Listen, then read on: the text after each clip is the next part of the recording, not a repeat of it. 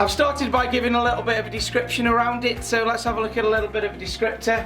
The process or fact of isolation or being isolated, which is pretty straightforward, isn't it? It's pretty normal. Quite interestingly, though, it had a sub line in the dictionary, I suppose, and it said isolation from family and friends may also contribute towards anxiety. So, what I found really interesting was that if you look for the definition of this, that's the definition. Okay, so that top line, the process and fact of isolation, blah blah, fine, right?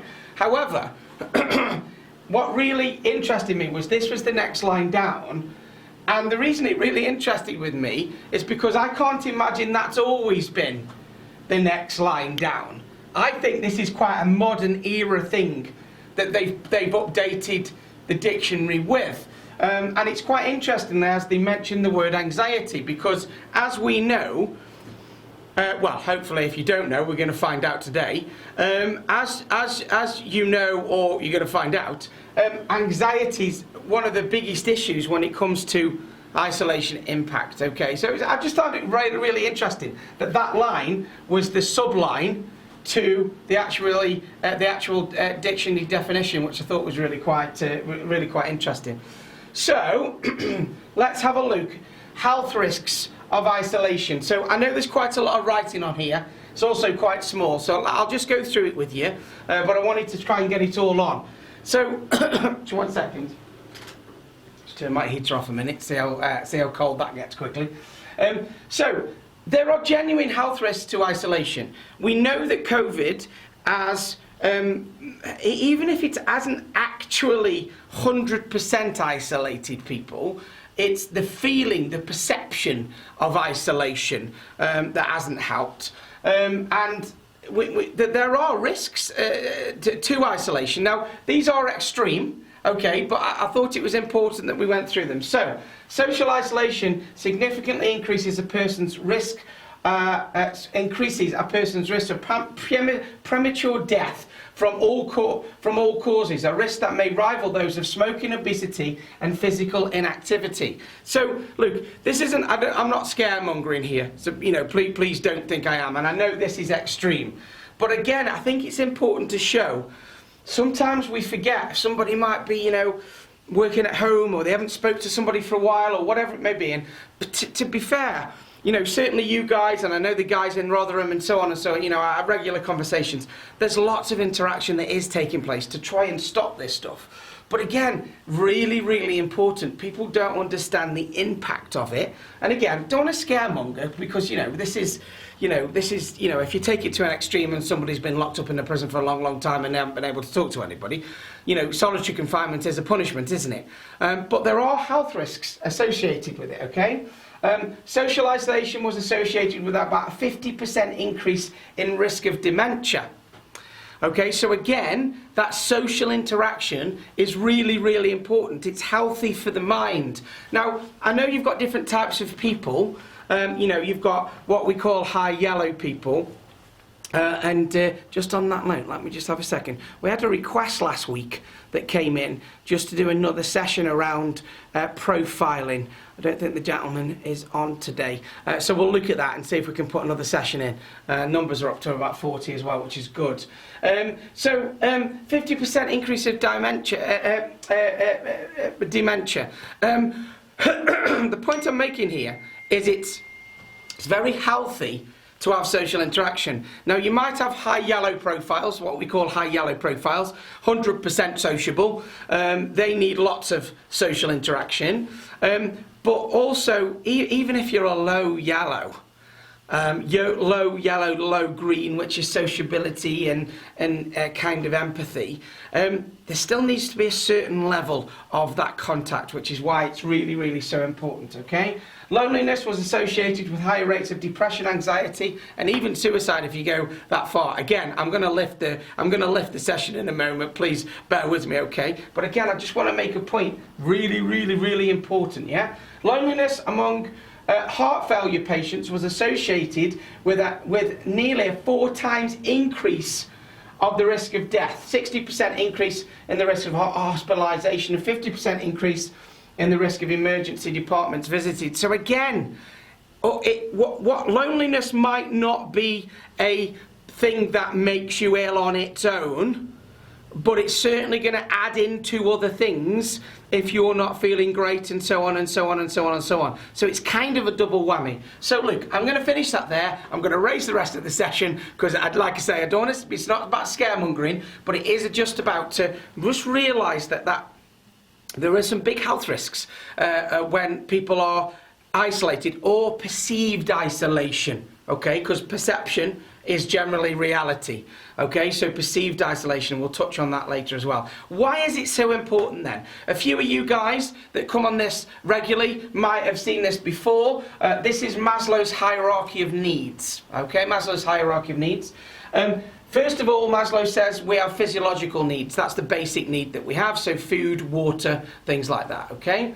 Then we have security needs, okay? Security needs. So that is house, that is also mental security though as well. So confidence would probably come into that. Feeling that you're secure in your own head as well as in your surroundings. So those are what Maslow calls your anti-demotivational needs. Those bottom two needs. It's a great word, isn't it? Anti-demotivational. What it means is these two needs don't generally leap you out of bed, but without them, you're going to struggle to continue up the triangle. So, for instance, you don't get out of bed, unless you've recently moved house, you wouldn't get out of bed this morning and go, oh my goodness, this house is wonderful, this toilet is brilliant, this bed is... No, you wouldn't normally do that unless you've recently moved or decorated or whatever it may be.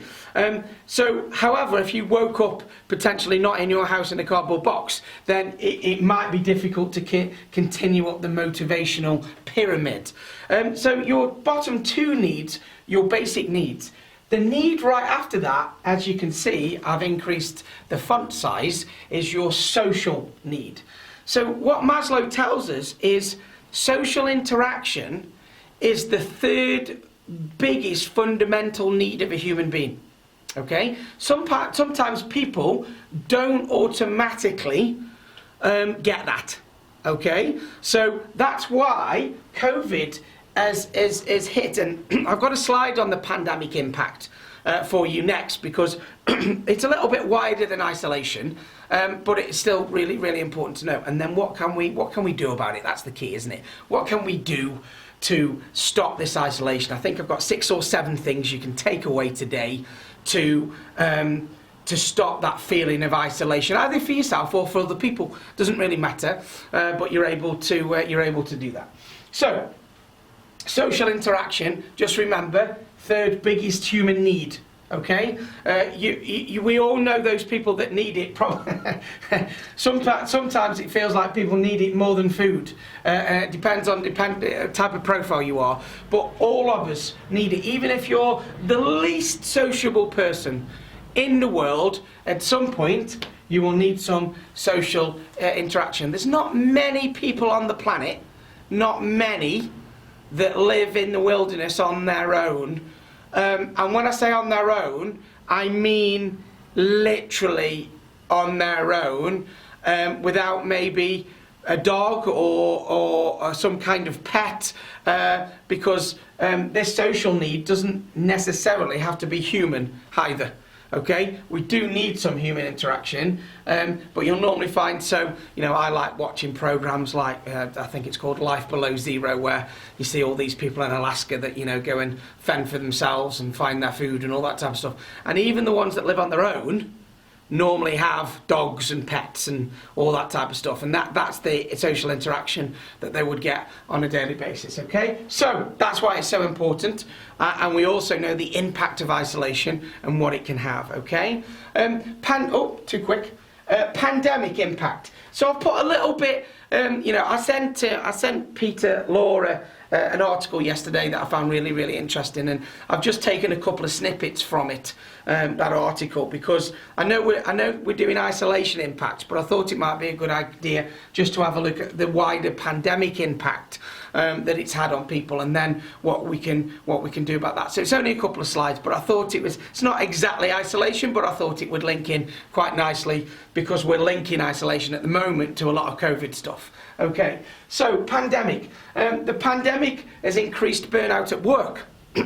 So people, in fact, I've got a slide next. Sometimes people are working at home. Sometimes there's no cut-off now between work and home, and I know that's something, again, talking to Peter Law on here, I know that's something that Pete, has talked about with his team, and finish at a certain time, go out for walks, have a break.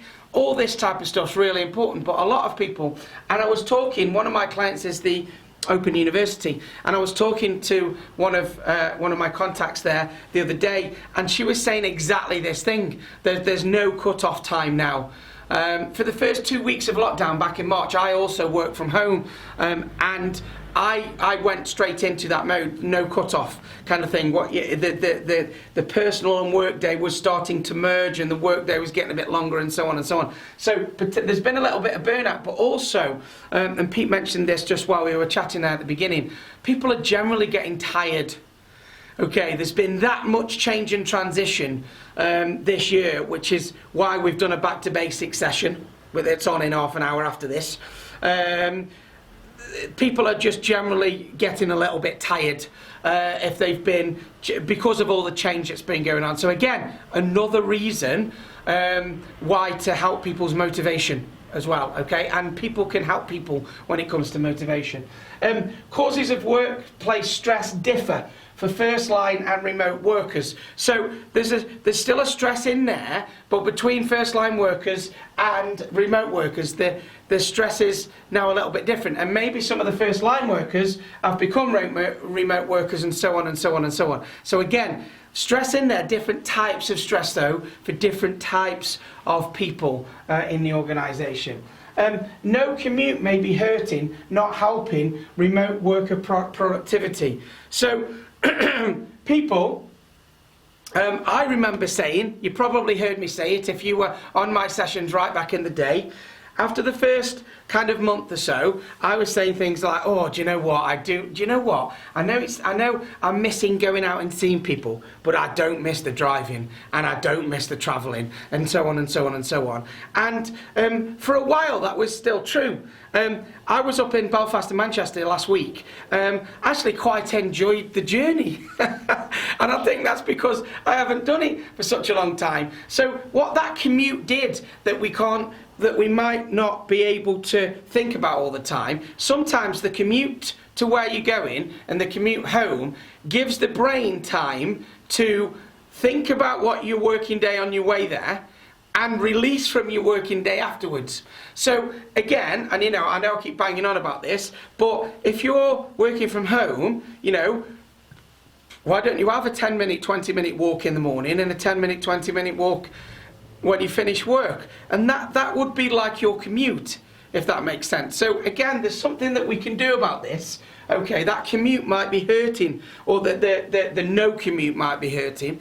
There's no reason why you can't do a little commute, but you could probably make it healthier for yourself. So whereas you might have been stuck in the car for 30 minutes, getting to the office or wherever you normally go for work, there's nothing stopping you going, right, well, I'm going to go out for a 15-minute walk. When I get up, I'm going to set up, get ready, and then go for a 15-minute walk. Okay, I'm going to think about my working day, and then when I've finished, I'm going to go for another 15-minute work, and then your brain can download from the work at the same time. It's certainly, I have a little drive to the office and back, but of course I'm travelling nowhere near what I was travelling before, and it's certainly something that's made me think after reading that article yesterday. Yes, I'm having my little journey to the office and back, but actually, I would normally sometimes have an hour and a half in the car just thinking and debriefing as I'm driving in my head and all that type of stuff. So maybe, I can get home and I can go for that little walk or whatever it needs to be, and so on. So just something to think about, okay? Studies show meditation can fight burnout and stress during the workday. So, we're going to pop onto meditation later, or mindfulness, or whatever you want to call it, okay? It's not New Age. We're not going to kind of sit there cross-legged humming or anything like that. And I have done a whole section. Oh no, it's coming up, isn't it? Sorry, 18th of December. Yeah, on the Christmas special, we've got a Christmas special one, but the same day we've got a mindfulness session there as well. So that's hopefully going to try and keep people in the moment during Christmas and be able to enjoy Christmas, because of this burnout that we talk about this year. Christmas is quite a good time, and I know not everybody's going to get the whole of Christmas off. I understand that, you all work and different things and stuff, but it's quite a good time to be in the moment. Christmas is, yeah. We've done lots of work this year. Our plans have changed up and down, and so on and so on and so on. So on the 18th of December, should be in your diaries already. Christmas special mindfulness should be really, really good to send you into that Christmas period. Okay. So, but we'll touch on meditation today. This is the slide. I pinched this from a document I saw yesterday, so Pete, you'll probably recognise this. Global workplace stresses ranked, remote workers versus first line workers here. So you've got, there's a few things on here, but there's a couple of key ones that I want to mention, okay? Lack of separation between work and life. Remote workers, the most important. Okay, so that was the biggest stressor. Yeah, so that's why it came on that. And also remember, if they're working remotely, they're potentially working in isolation as well. So that's why I've linked these two things together. Okay, because, you know, they can be obviously together. For first line workers, it's still number 3 actually. And that's been probably because people have had to work longer and different and all this type of stuff. Feeling disconnected from co-workers. This one here. Remote workers, it's the second thing. Okay, first line workers, it's the last out of 4, but it's still there. That's the important. Remember, first line workers have probably seen other people. That's the thing. Whereas remote workers feeling disconnected. Again, so look at those 1 and 2. 1 and 2 stresses, lack of separation and feeling disconnected, which is perfectly kind of backing up our isolation problem that people have. Okay, so some people might not even realise the isolation is affecting them. They might just feel a bit off, a bit low, a bit grumpy, a bit whatever it may be. But I think this shows us, and the points that I've already put on the slides today, that isolation impact can have quite a big impact on us, and it is something that we can, the great thing about it is there's something we can do about it. You know, there's something that we can actually work with and help people not feel as isolated. A few of you might have seen this before. This is a energy matrix, okay? I'm not going to go through it in detail, but the reason I've put it up is because, remember, one of those points, how people are feeling because of the pandemic, is burnout. Now, if you look down here in this corner, burnout, the burnout zone, energy is negative and can be low when it's burnout. If negative energy is high, it's normal survival mode. And people have been through that. Some people are in it, some people have come out of it, and instead of dropping out of it over here, we've dropped out of it over here. So when you're in survival mode, you're anxious, fearful, defensive, tense. And I think we've probably all seen a bit of that, haven't we, over the year. But there's now all the research is pointing that people are not so much in this zone, they're more in this zone. Now the burnout zone is exhausted, dare I say burnt out, can feel a little bit defeated, hopeless, sad, grieving it's got there. It's that time where you kind of go, do you know what, I'm just a bit worn out. I'm just a bit from the whole year, and I can't tell you how many conversations I'm having at the moment where I say to people, are you all right? How are you? And the answers that I'm getting back is, yeah, I'm okay. I just feel tired. I just feel like we're kind of limping along, and so on and so on and so on. And you know what? I think the first thing to say about that is it's okay. So many months ago, when first lockdown came in, we did a session called It's Okay Not to Be Okay. And I suppose I want to reiterate that at the moment. However, other people can help you with this. So if you are feeling a little bit burnout, a little bit tired, a little bit worn out, a little bit, will this thing ever end? It's up and down, left, right and centre. The rules keep changing. Are we in lockdown? Are we out? What tier are we in? What does it look like next year? And so on and so on and so on. That's why, excuse me, get it out in a minute. That's why the mindfulness piece is really so important, because it will help you calm and change that burnout energy into recovery zone energy. So when you go into recovery zone, you are relaxed, you are unfocused, you are mellow, and that's kind of where we need to move to, rather than getting into this. Rather than being in the burnout zone. Now, if you increase your energy level, it's going to be survival. You can change that into performance zone. So you can, if you're angry and frustrated, you can channel that into being focused and enthusiastic, for argument's sake. But because all the evidence is telling us people feel a bit burnt out, a bit exhausted, a bit isolated, a bit worn out from the pandemic.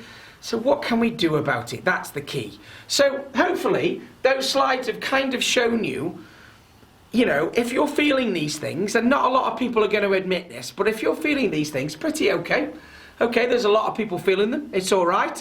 We're all working. We're all going to work and trying to do our best, and so on and so on and so on. But people generally are feeling isolated. They may be feeling a little bit burnt out. That's okay, because we can help them, okay?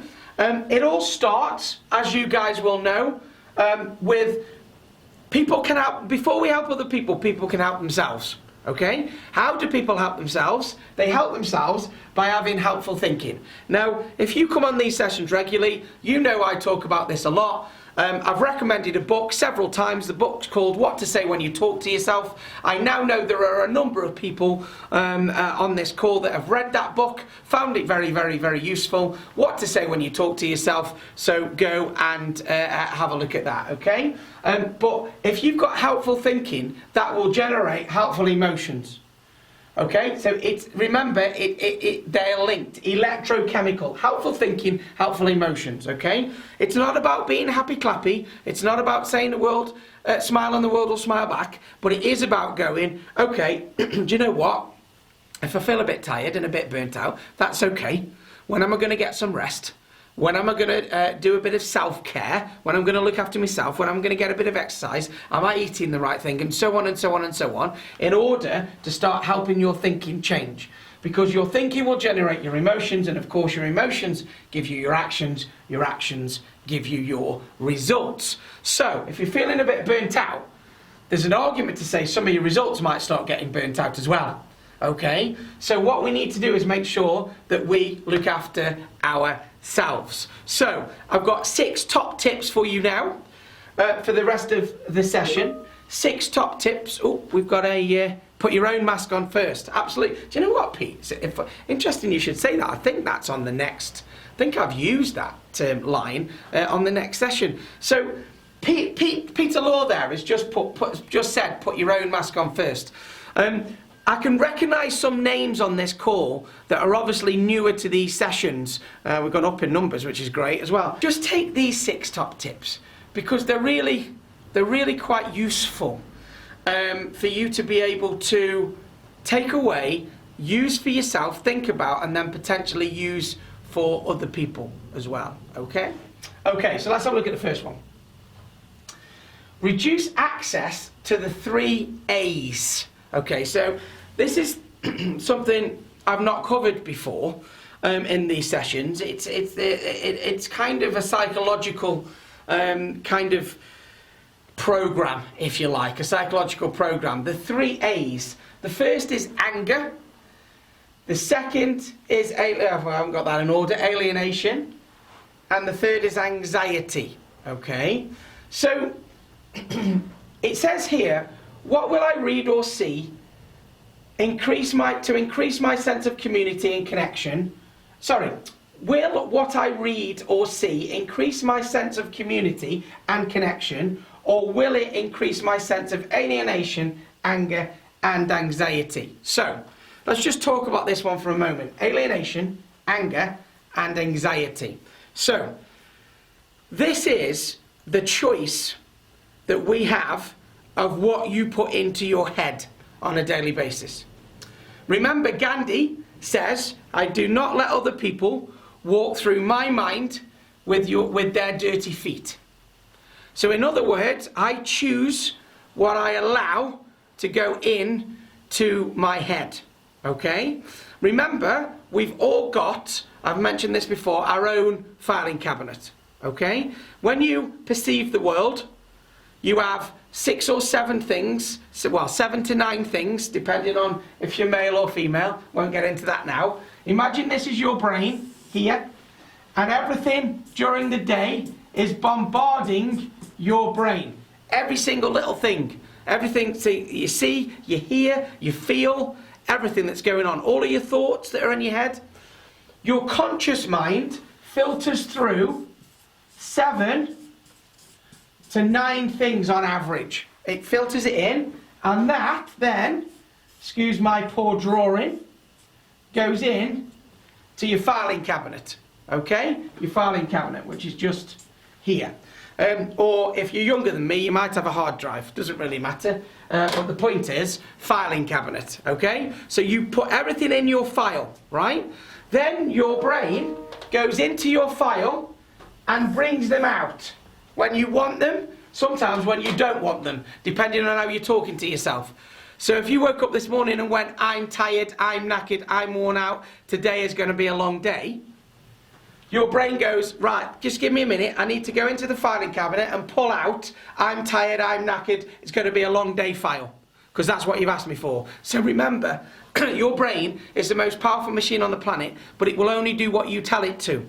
So we've got to be careful of what we filter into the filing cabinet. That's what I'm saying, okay? So, and Pete, you'll remember us having a conversation about this way back in the day. When lockdown first started, as a responsible employer, I watched, and I know Pete did the same, I watched every single piece of news I could find on what was going on, because we needed the information to be able to make business decisions and look after people and all of that type of stuff. The problem was, if you watch loads and loads and loads of bad messages, guess what starts to happen? You start to feel alienated, you start to get angry and frustrated, or you get anxious about the time, about the situation, about what might happen as well. We start making things up at that point. So, top tip number 1 for you today is I'd like you to really think this week. What are you going to allow go in your head? Yeah, are you going to watch the news 10 times, or are you just going to watch it once that you need? Are you going to, what are you going to read? And if you are reading something, what do you want from it? Yeah, how much rubbish do you read on social media? Yeah, how much rubbish goes in over and over and over again? Think about the people, dare I say, that you hang around with, okay? And I know you might be isolated and stuff, but, you know, we've talked about this before, guys. Those Monday morning grunters, those naysayers, those mood hoovers, those emotional vampires, all of those people, sometimes they like walking through our head with our muddy feet. So, will what you read and listen to or see or take in this week, will it increase your sense of community and connection? In other words, is it helpful stuff that you're going to allow in, or is it hindering stuff that's going to generate anger and anxiety and alienation, yeah, from the situation? In psychology, they're called the 3 A's. They're things that we allow stuff to go in, it starts to alienate us, because it just does. We get angry about it at some point, and of course it generates anxiety. There's a great old proverb about how we look at the world.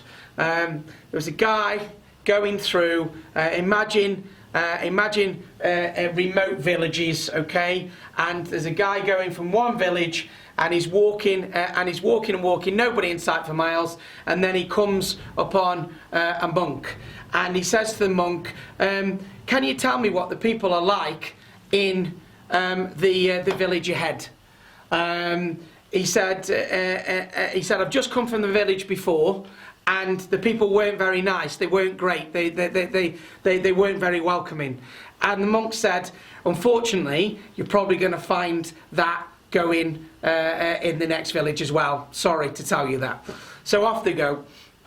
Somebody else comes along another day and says to the monk, can you tell me what the people are like in the village ahead? I've just come from the last village, and the people in the last village were really welcoming, and they really looked after me, and it was great to be there. And the monk said, of course, well, do you know what? You're probably going to find that in the village ahead. They're nice people as well. And the whole point of that story is that we drive it, but we need to choose the way we take things in. Remember, you've got so many things bombarding your brain every day. What are the 7 or 9 things that you're putting into your filing cabinet? Will they increase community and connection, or are they going to increase your anxiety and your fear and your anger and then start to annihilate you? I'll get my words out in a minute, yeah?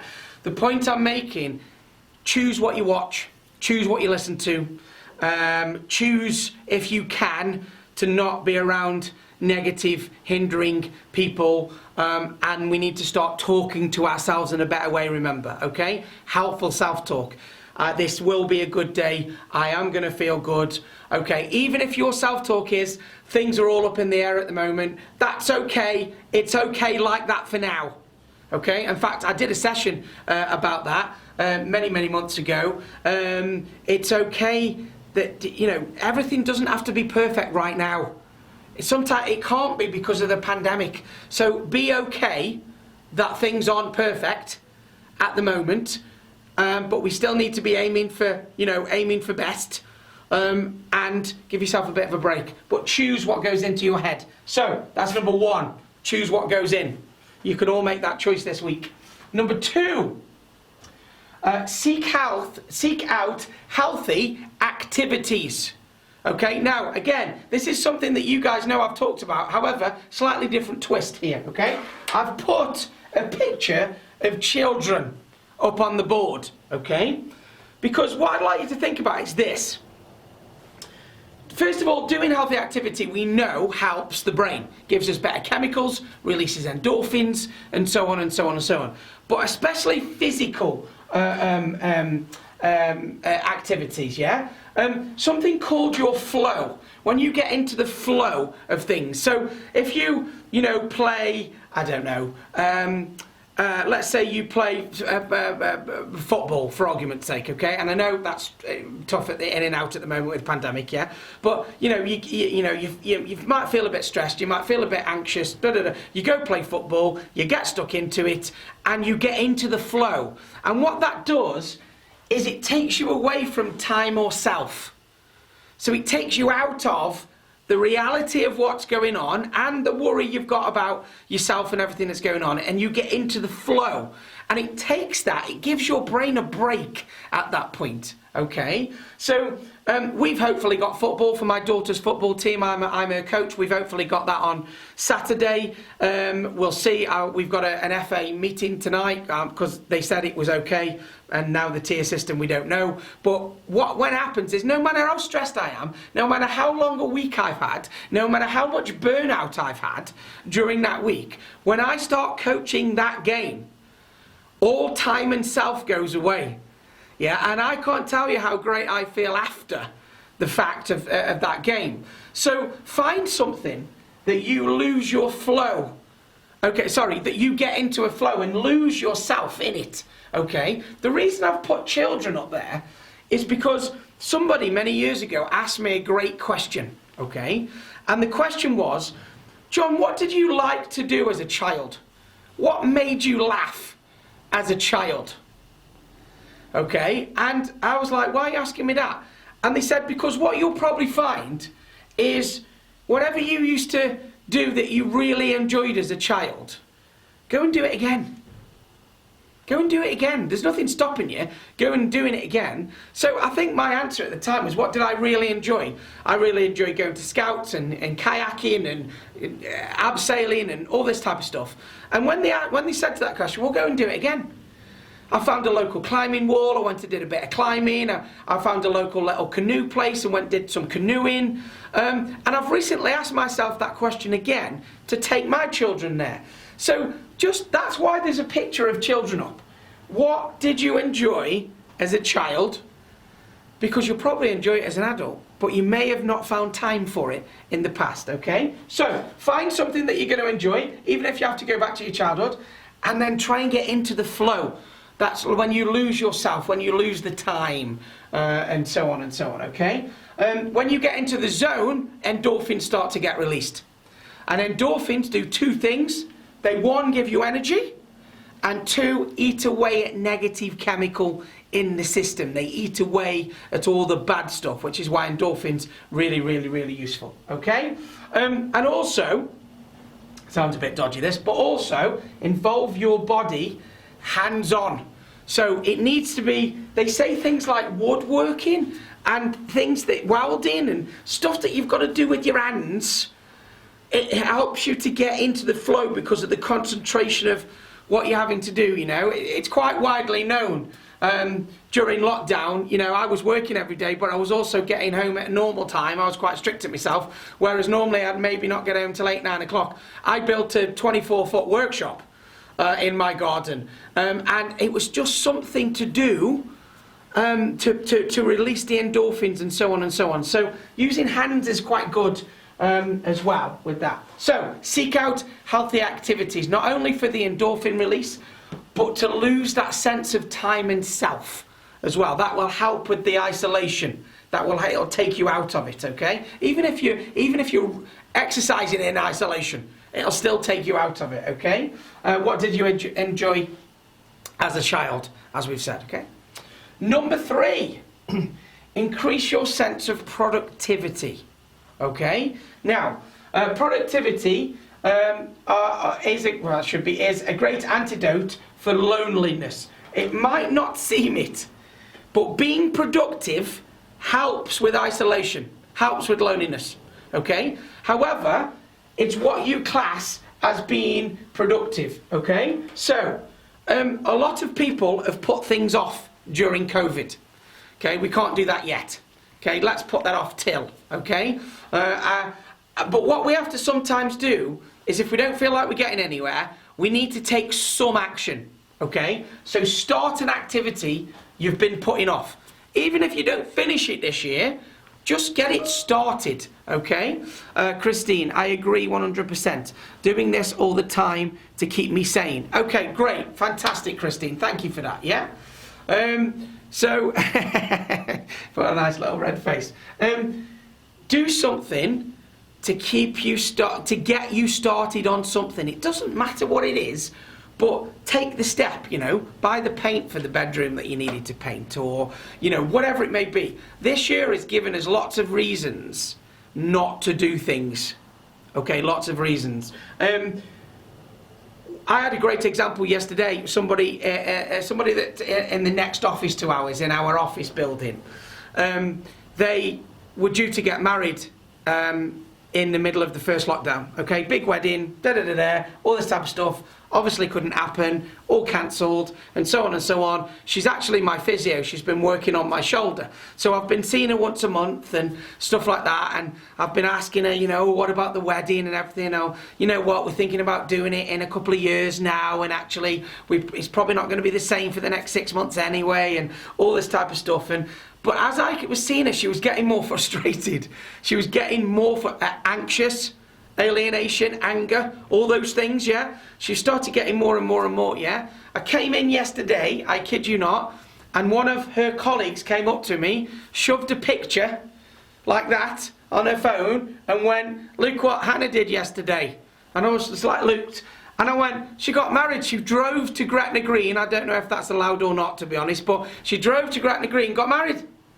Yeah? So talk about not putting stuff off, yeah? This year's stopped us from doing a lot, It's stopped us from doing a lot, okay? Our mindset is, we'll do it when we've got a vaccine, when things are back to normal.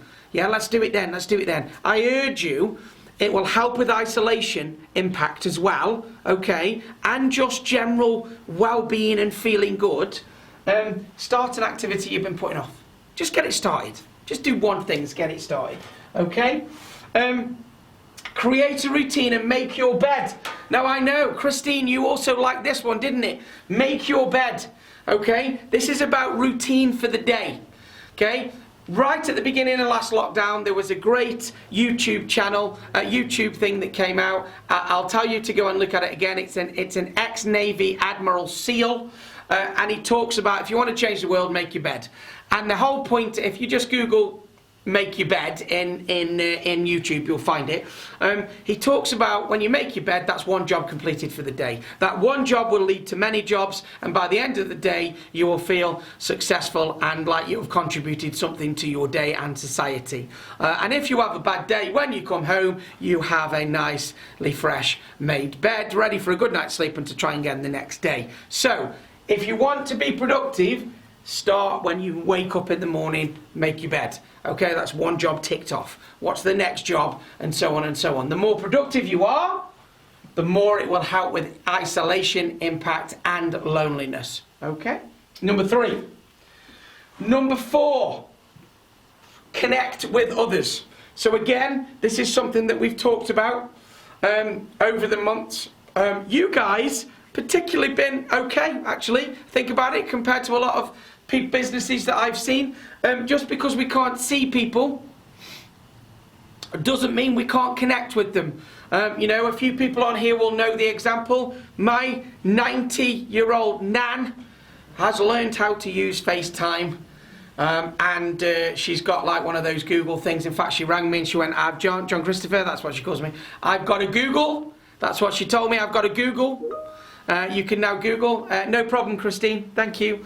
The point is, we can all connect using the technology. We're using Microsoft Teams now. You've got FaceTime, WhatsApp video, Facebook Messenger video as well. One of the best purchases I made at the beginning of lockdown was Facebook Portal. Don't know if anybody's seen them. It's like a big camera that hooks onto your TV at home, and it's got tracking technology, so you've got real life size people you can move around and see. It's just fantastic, and it's one of the best investments I made, but it makes sense because I'm a high yellow profile, so the moment I was isolated from other people, I needed a way to be able to get my fix, as it were. So we can do that. So we can connect with others, but one of the best ways to connect with others is, first of all, if, as Pete said earlier, if we know that we've got our mask on first and we've done those other things that I've just said, who could you help today?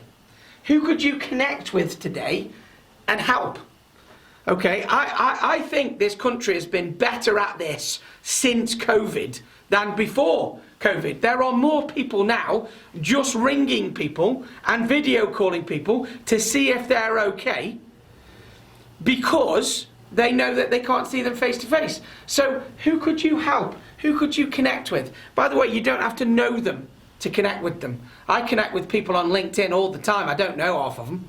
I connect with them, ask them a question, offer some support and help if that's what I want to do, and I connect with them. So you don't have to know people to always do this, but I'm sure you know enough people that you could ring today, or just, you know, see if somebody needs some support or a chat or whatever it may be when it comes to it, okay? Embrace social technology, as we've said, okay? Practice your listening skills. Now, this is a great one, okay? You can connect with people and then just listen. A lot of people, I think, struggle with the connection thing because they're like, well, what do I say? Well, you don't have to say a lot. Ask them some questions and listen. Yeah, the art of asking questions is key. How are you? How have you been? Yeah, what things have been making you feel really bad or really good? And what can I help you? Pete put, my dad passed away several years ago.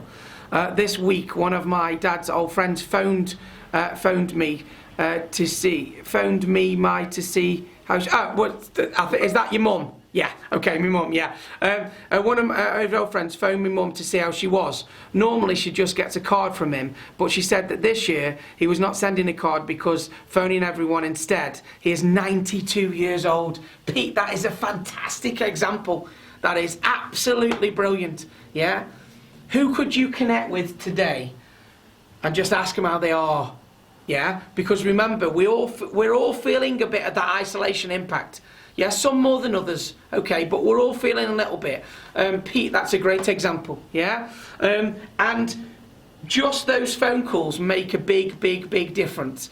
And if you're worried about what to say, just write a few questions before you ring them. How are you? How have you been? Yeah, how have you found being in on your own and stuff? Has it been okay? Do you need any support? Yeah, is there anything I can help you with? Yeah, or even they might go, oh, gee, it's just nice to talk to somebody else. Tell me about what's going on in your life. No problem whatsoever, okay? So, where you can, connect with other people. It will majorly help with that isolation impact, okay? Number 5, increase self-care and self-compassion.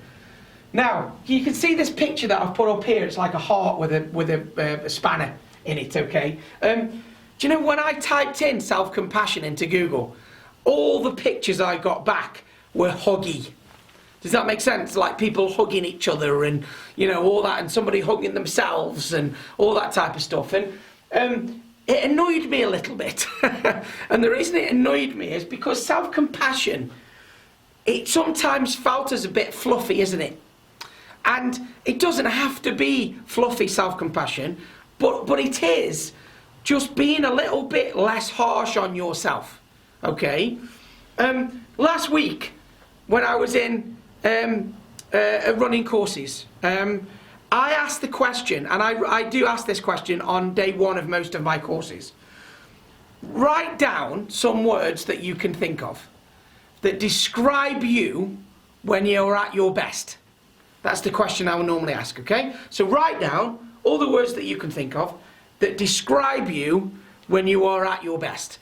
And then I give the group 60 seconds, yeah? 60 seconds.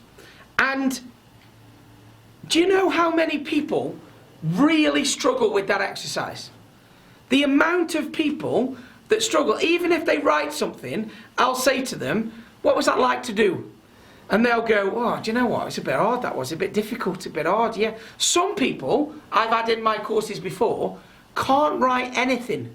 They can't answer that question, what they're like at the best, okay? And the reason for it, the reason it's uncomfortable, the reason people struggle with it, is because we don't often ask ourselves what we're like at our best. We don't remind ourselves of what we're like at our best. We're not kind to ourselves and actually remember the good stuff that we're all about and feel good about it. What we tend to do is beat ourselves up about all the bad stuff that we do in life, and other people then beat you up for all the bad stuff you do in life. So there's no balance in the force. So for me, self-compassion is not fluffy, it's bringing balance back into the force. And I know I'm using a Star Wars analogy, guys, I do apologise, but you've got dark side, you've got Vaders and Jedis, haven't you? Yeah? Well, we beat ourselves up all the time, that's the dark side of the force. We don't as much talk to ourselves in a great way and show a bit of self-compassion, yeah, and remind ourselves what we're good at and why people like us and things like this. And so there's no balance. What we need to do is do a little bit more of this so we can bring balance back into that force, okay? It doesn't mean you've got to stand in the mirror and hug yourself on the back of it, which is why I struggled to find a picture that I wanted to share with you, okay? Mental health starts with self-talk. You know that. Thinking, emotions, actions, results. What to say when you talk to yourself. It starts with that. You know it does. Having a temporary mindset as well. This is quite an important one for right now. There's lots of people getting annoyed of all the stuff they couldn't do this year, like I mentioned earlier, okay? And instead of going, okay, it is the way it is for now. Instead of doing that, people are getting more frustrated. When we were about to go into tears the other day, when the tiers were, I think it was last Thursday, when the tiers were about to be announced, 3 people came into my office, right? That day, all social distance, don't worry, right? The window cleaner came in, somebody else came in, right? 3 people came in and went, oh, do you know what? I think we're going to be in tier 3 in Staffordshire. I think we are. And on the 3rd time, I felt like saying, do you know what? I don't care. I don't care anymore about what tier I'm in. As long as I'm healthy, my children and family are healthy, and I've still got some kind of job that I can go out and help people with, then do you know what? I'll deal with it one way or the other. But for a long time during COVID, especially the first lockdown, my mindset was, when can we get back to normal? When can we do what we need to do properly? And so on and so on. And I've actually got to the point now where I go, do you know what? Just for a short while, I need a temporary mindset. And the temporary mindset is, it's okay the way it is for a short while. It's okay. This is okay. No problem. I'm healthy. Children healthy. Family healthy. Okay, touch wood, dare I say, touch some wood. Yeah? And all that type of stuff. So it's okay that it's like this. We can have a temporary mindset. Don't put yourself under massive pressure. Everything's got to be perfect. Because at the moment, it might not be able to. That's okay. Aim for best every day when you get up in the morning. Temporary mindset, okay? Flip to helpful future, okay? So, if you're thinking about how bad it is now, flip to the future and go, at some point it'll be great. Doesn't matter when. We know what we're in now. Temporary mindset, that's okay. And in the future, it's going to be great again. So no problem at all. We've got something to aim for, okay? It's okay not to be okay. And finally, the last thing, 2 minutes to go. Increase your sense of awe, okay? Now, awe is not joy or happiness. It's a state where your self disappears. The reason I have put this up here, okay? Hang on a second. The reason I've put that's the rock in Australia, the great rock. I can't remember what it's called now. Yeah, I once saw a documentary done. It was Billy Connolly travelling around Australia, and he said something that really helped me in life. And he looked at the rock and all of this miles of land around him, just him, could nobody else, for miles and miles around. He looked at it and he went, what a beautiful feeling of insignificance.